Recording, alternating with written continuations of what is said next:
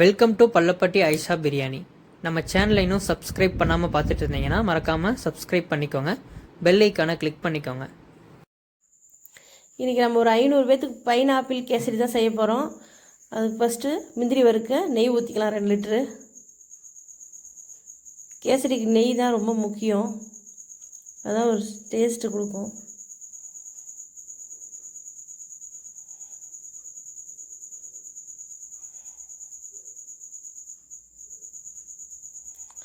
ரவையை நான் வறுத்துட்டேன் முன்னாடியே, அது வீடியோ எடுக்க முடியல. ரவை இந்த மாதிரி ரவை கலரே ஒயிட் கலரே மாறணும், அந்த அளவுக்கு ரவையை வறுக்கணும். கையில் தொட்டால் கை கொதிக்கணும், அப்போ தான் கேசரி நல்லா பலவலம் நல்லாயிருக்கும். 7 கிலோ ரவை எடுத்திருக்கேன், அதுக்கு சர்க்கரை ஒரு 11 கிலோ. ரவையும் சர்க்கரையும் இப்படி மிக்ஸ் பண்ணிடணும், அப்போ தான் நம்ம தண்ணி கொதிக்கும்போது போடும்போது கட்டி சேராது. பாருங்க, ரவையும் சர்க்கரையும் இப்படி ஒன்று சேர்த்திடணும்.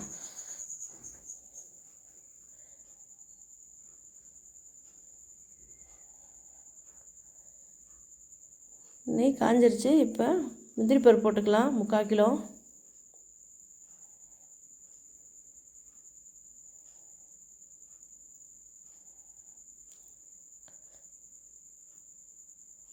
அது கூடவே பட்டை, ஏலக்காய், கிராம்பு எல்லாமே 5 கிராம் போட்டுக்கலாம். ஏலக்காய் இந்த மாதிரி 2 உடச்சி விடணும்.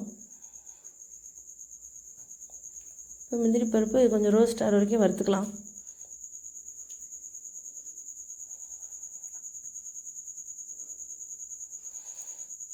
முந்திரி பருப்புலாம் வறுக்கும்போது தீ வந்து ரொம்ப லோ ஃப்ளேமில் தான் இருக்கணும், இல்லாட்டி முந்திரி கருகி போயிடும்.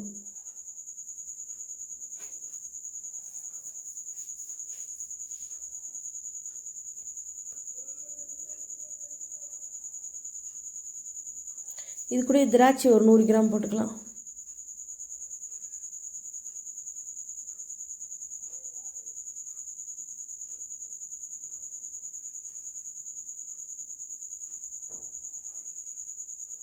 இப்போ முந்திரி ஓரளவுக்கு ரோஸ்ட் ஆகிடுச்சு. இது கூட பைனாப்பிள் போட்டுக்கலாம்.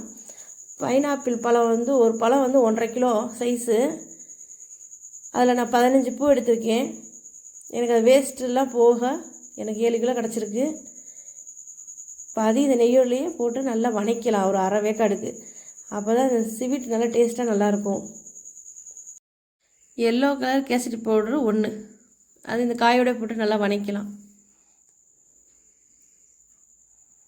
காய் நல்லா வதங்கணும், அப்போ தான் நல்லாயிருக்கும். இது கொஞ்சம் காய் நம்மளுக்கு வந்து பைனாப்பிள் கேசரிக்கு வந்து பழமாக இருக்கணும், அப்போ தான் அது டேஸ்ட், ருசி, மனம் எல்லாமே கிடைக்கும். இப்போ தண்ணி ஊற்றிடலாம். எனக்கு 1.5 பக்கெட் ரவை வந்துச்சு, 1க்கு 2.5 பக்கெட்டு. இப்போ 1.5க்கு 3.75 பக்கெட் தண்ணி ஊற்றிடலாம், சரியாக இருக்கும்.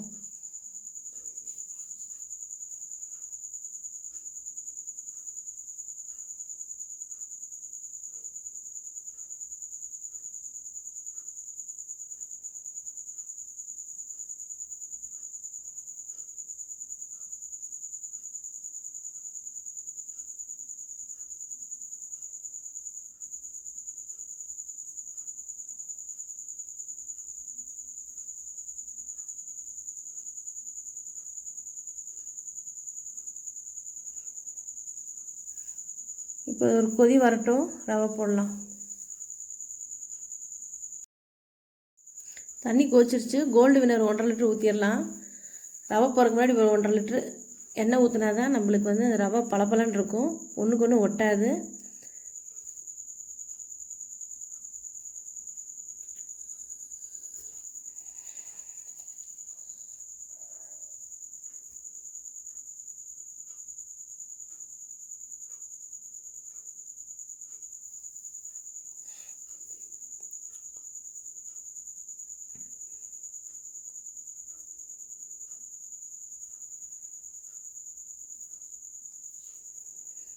இப்போ நம்ம ரவையும் சர்க்கரையும் கலந்து விட்டு வச்சுருக்கோம். இப்போ இதை கொஞ்சம் கொஞ்சமாக போட்டுடலாம்.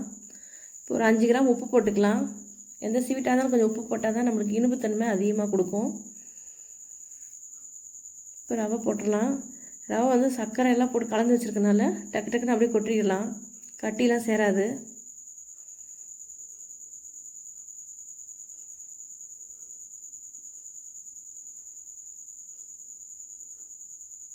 ரவை போடும்போது அடுப்பு கொஞ்சம் லோ ஃப்ளேமில் தான் இருக்கணும். ரொம்ப வேகமாக இருந்துச்சுன்னா நம்ம மேலே தான் தெரிக்கும்.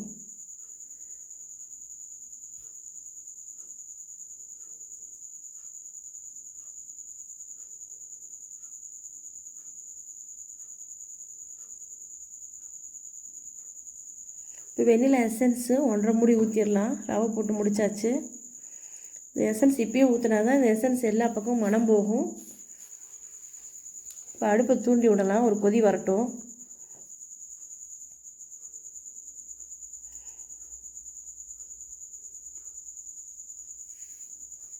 இந்த மாதிரி கொதிக்கணும். இப்போ தான் ரவை நல்லா வேகும். இப்போ இந்த நேரத்தில் நெய் ஊற்றிடலாம், ஒரு 3/4 லிட்டரு.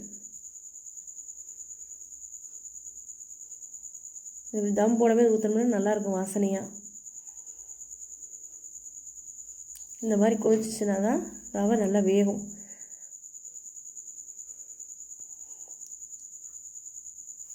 இப்போ அடுப்பை சிம்மில் போட்டுட்டு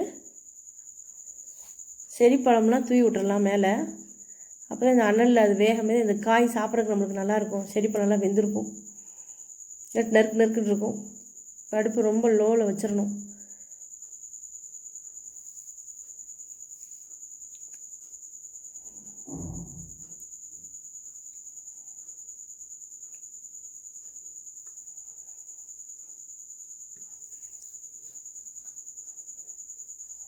ஒரு 20 நிமிஷம் தம்மில் விட்டுறலாம், அப்புறம் பார்க்கலாம்.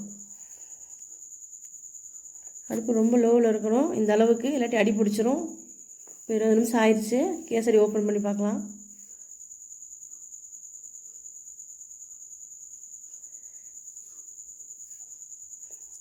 இப்போ இதை நல்லா கலரி விடலாம். பாருங்கள் நல்லா சாஃப்டாக இருக்குன்னு, உதிரி உதிரியாக. இப்படி இருந்தால் தான் கேசரி சாப்பிட்றதுக்கு நல்லாயிருக்கும்.